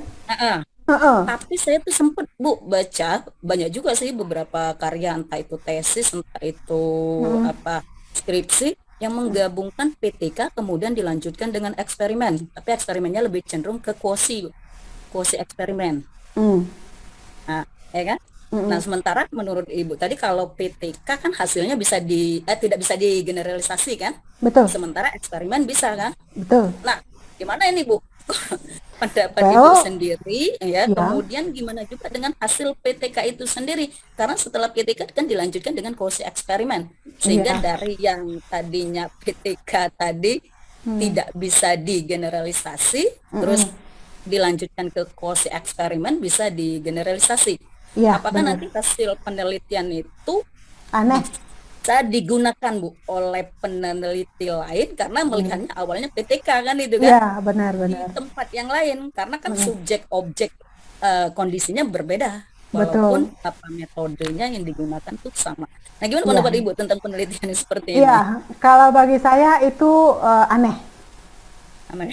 Karena satu penelitian itu punya pakemnya sendiri, Bu. Kalau penelitian action research begini. Kalau penelitian, kecuali dia tuh penelitiannya R&D, Bu. Ibu tahu R&D itu penelitian yang lama, longitudinal. Nah, dia untuk pas tahap turun ke dalam kelasnya dia pakai eksperimen, terus pada penelitiannya dia pakai kuantitatif seperti itu. Tetapi belum ada yang namanya eksperimen digabung dengan PTK. Berarti suka-suka dia aja, nggak ngikutin pakem yang bagaimana dalam ilmu research gitu. Saya nggak ngerti kenapa bisa begitu. Itu something new ya. Either ilmu saya yang masih cekak atau pembimbingnya yang memang tidak paham gitu. Menurut saya sih begitu, Ibu. Kecuali kalau dia meneliti penelitian R&D, Research and Development, di awal dia kuantitatif seperti itu, nanti dia turun dengan PTK, itu bisa, atau turun dengan eksperimen. Tapi tidak ada eksperimen yang gabung dengan PTK. Itu penelitiannya apa jadinya? Aneh, Ibu. Nah, kalau seandainya kita anggaplah umpamanya jenis penelitian itu R&D tadi kata Ibu Ya. tadi ya. Nah, gimana Bu kita menyikapi hasilnya itu tadi? Karena kan setelah Nggak bisa, Ibu. Kalau itu tidak bisa dijadikan R&D, karena R&D punya pakemnya sendiri juga. Ada langkah-langkahnya, ada teori ball and goal, ada pakai yang material ajar atau model pembelajaran. Jadi beda lagi, Bu. Nggak bisa udah salah itu ibaratnya udah jadi bubur ya, nggak bisa. Itu research yang scientific dan sistematik. Kalau makanan ya masih bisa kita makan gitu ya. Kalau itu kan artinya sudah salah. Kalau salah dalam ilmu pengetahuan ini kan hanya benar dan salah. Kalau benar ya oke diterima, kalau salah ya tidak diterima. Jadi kemungkinan itu nanti kalau membaca orangnya dibacanya oleh si reviewernya yang paham ini nggak bisa begini ya kayak gitu. Ketemu sama ahlinya nanti, Bu, itu kena itu pasti. Jadi kalau seandainya kita menemukan jenis penelitian seperti itu kan Bu ya, ya karena kan saya nggak mungkin atau Pak Sarul pun juga nggak mungkin bisa berbicara seperti itu tanpa pernah ya kan terbaca ataupun membaca yang seperti itu. Jadi kalau seandainya kita membaca karya yang seperti itu, karena yang di awalnya tadi PTK kemudian dilanjutkannya dalam satu karya itulah ke quasi eksperimen kan Bu ya. Jadi dari yang PTK harusnya tidak bisa digeneralisasi kemudian dia jadi quasi eksperimen bisa digeneralisasi. Gimana kalau seandainya kita peneliti yang lain Bu ya, apakah bisa kita mengambil permasalahan di sana yang sama tapi diterapkan ke tempat yang berbeda? Kalau jelas itu sudah salah, Bu, nggak usah diterima, nggak usah dijadikan pedoman. Karena nanti ikut salah juga. Jadi ikut aja pakem yang benar itu adalah penelitian kuasi eksperimen saja. Kan ada eksperimen saja ada macam-macam kan. Ada kuasi eksperimen atau kuasai itu, ada true eksperimen, ada yang pretest post test yang seperti itu kan Bu. Ada tuh kontrol grup dengan grup kontrol dan grup eksperimen itu kan beda lagi Bu. Penelitian eksperimennya aja beragam-ragam kan. Dan itu ada syaratnya masing-masing. Nggak bisa aku bikin eksperimen udah kayak gini, ada kondisi-kondisi tertentu. Misalnya kalau Ibu mau pakai kuasai itu tadi, berarti kan tidak ada kelas satunya lagi yang bisa dijadikan ini kan, maka terpaksa melakukan eksperimen kuasi semu gitu kan. Atau kalau ada dua kelas maka tidak bisa Ibu kuasai, jadi Ibu akan misalnya satu lagi jadi kelas kontrol, satu kelas itu. Begitu Bu. Jadi ada situasi-situasi tertentu untuk jenis-jenis tertentu, research tertentu, itu ada aturannya semua. Gitu. Supaya, kenapa ada aturan? Supaya bisa berterima. Karena kalau misalnya ketemu sama ahli yang misalnya udah masuk penelitian, Ibu tadi yang penelitian seperti itu, Ibu masukkan ke jurnal, itu nggak berterima, Bu, kena di metode. Pasti nggak akan publish.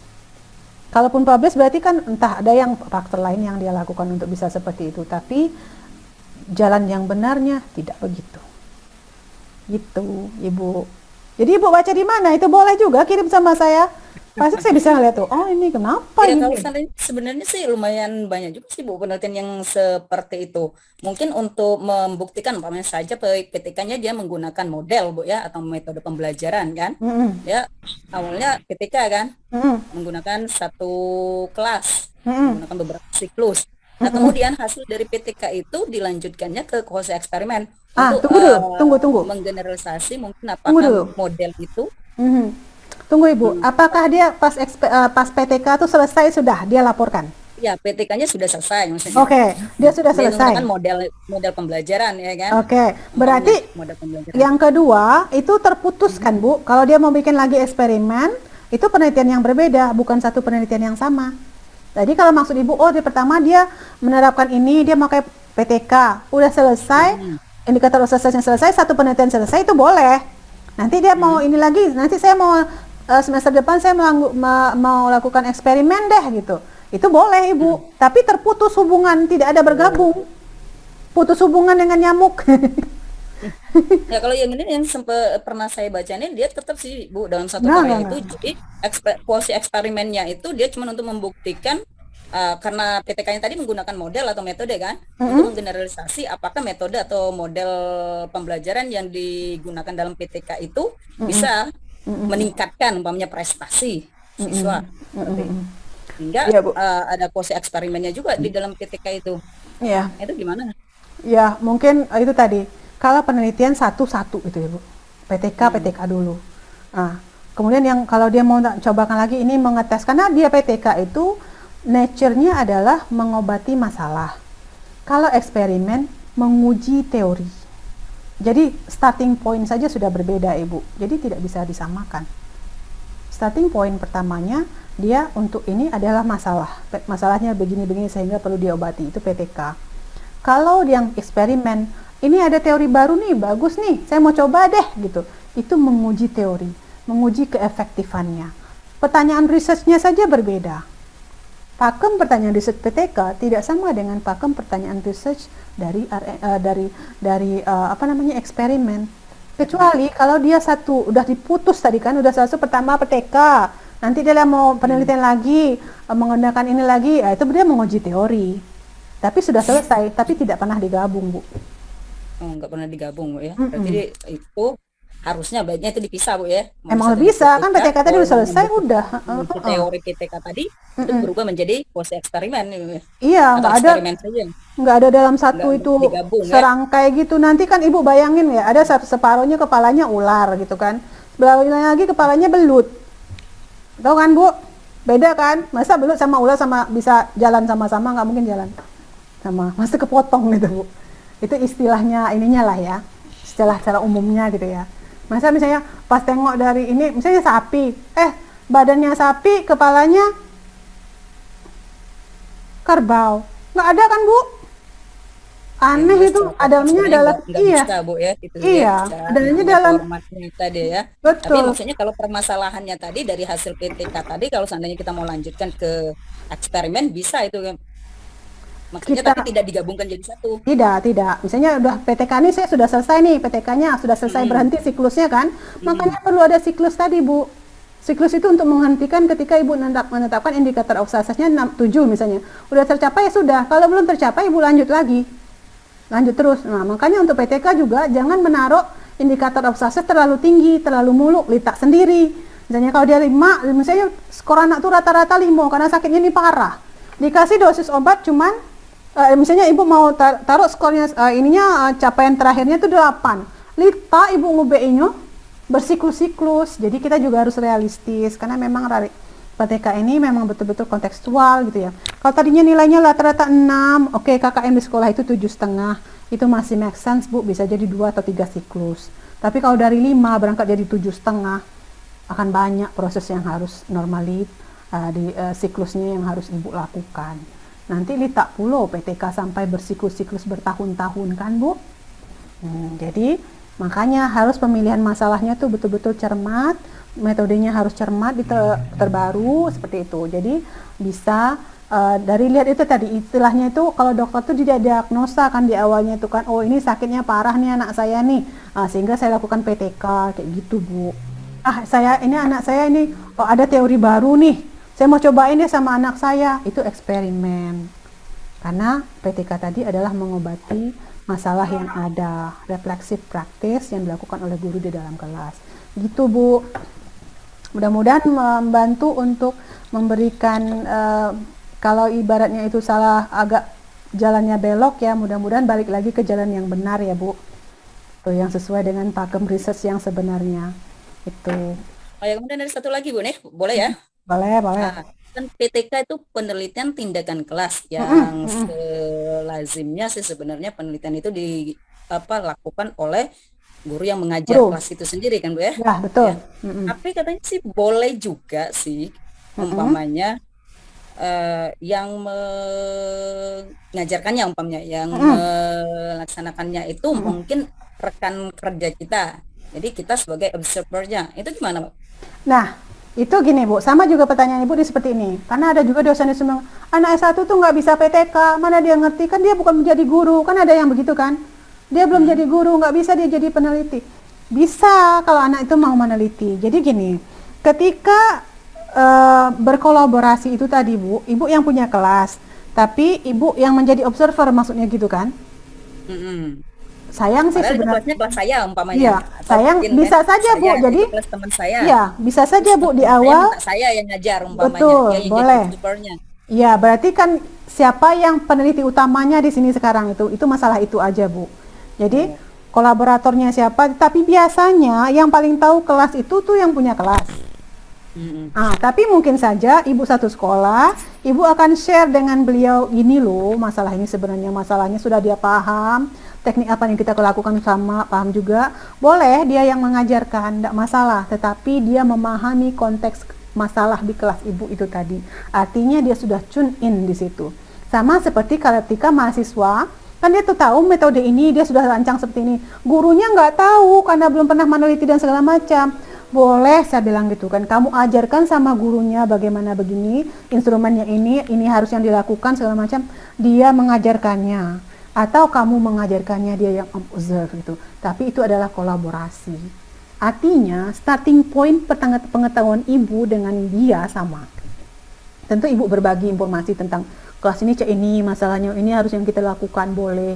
Tetapi kalau Ibu yang punya kelas, kenapa yang harus temannya yang jadi peneliti utama? Ibu aja lah. Gitu. Ya makanya gini Bu, kadang-kadang kan ada sudah, saya lakunya gitu. Ya, kalau seandainya dia yang mengajar, ya kan, terus temannya tadi kan nggak mengajar. Nah, dikhawatirkan tadi waktu dia mengajar ini tadi, karena temannya tadi kan biasanya kan tidak mengenali objeknya tadi ya kan, siswa yang di dalam kelas belajar ini tadi. Dikhawatirkan tadi rekannya yang beda kelas tadi ya kan, yang tidak mengajar ini tidak terlalu memperhatikan perkembangan siswa yang di dalam kelasnya. Sementara kan kalau seandainya dia yang benar-benar mengajar, dia kan udah pasti kondisi kelasnya seperti ini nih. Jadi ketika dia minta temennya buat ngajar, nah guru yang mengajar di kelas ini tadi mungkin bisa ya kan fokus melihat perkembangan siswa ketika diajarkan oleh guru lain. Gitu.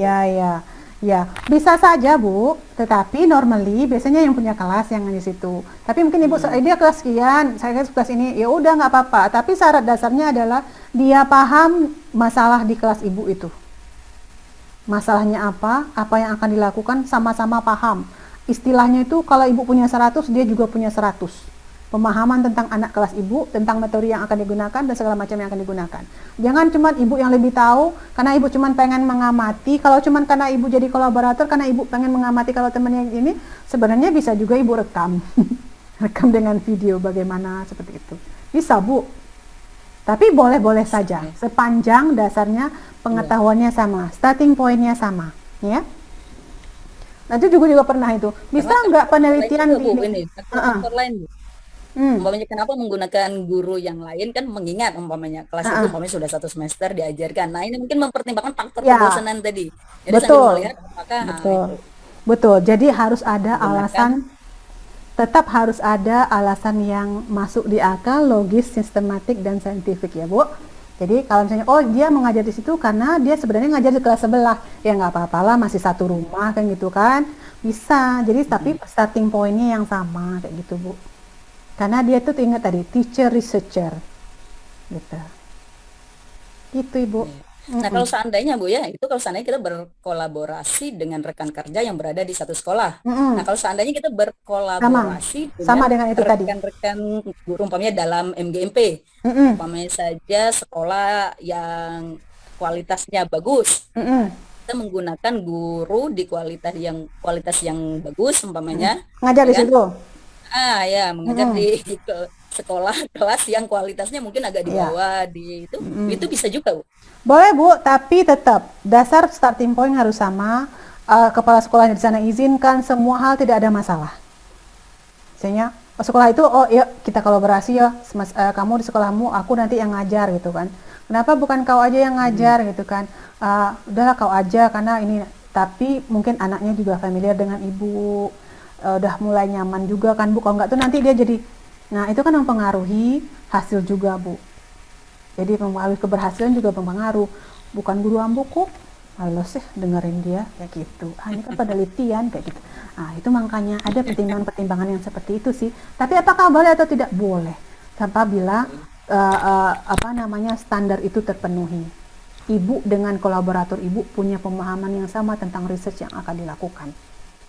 Dan ibu akan familiar dengan anak itu misalnya gitu. Atau mungkin awal-awal ibu sebelum meneliti di situ mungkin main dulu dengan mereka, pengenalan diri dulu, meeting sekali 2 kali atau sebenarnya kenalkan ibu ini nanti ini, mungkin kayak gitu supaya membuat dia menjadi natural gitu Bu. Ya? Oke Bu. Thank you Bu Emi. Yuk. Pak Oyong silakan. Pak Oyong raise hand. Bolehkah dalam tindikan kelas tuh istilahnya tadi siklus yang pertama, kedua, ketiga tuh kelompok yang sama itu Bu? Kelompok yang sama, memang harus di kelas yang sama Pak. Oh itu ya. Dalam satu kelas itu saja. Ke 10 IPA 1 maka 10 IPA 1. Di situ aja. Jadi jangan nanti kalau Bapak 10 IPA 1 saya kasih treatment tidak ada pembanding. Tidak, kalau yang pembanding itu eksperimen Bapak. Oh iya. Ya, beda ya Pak ya.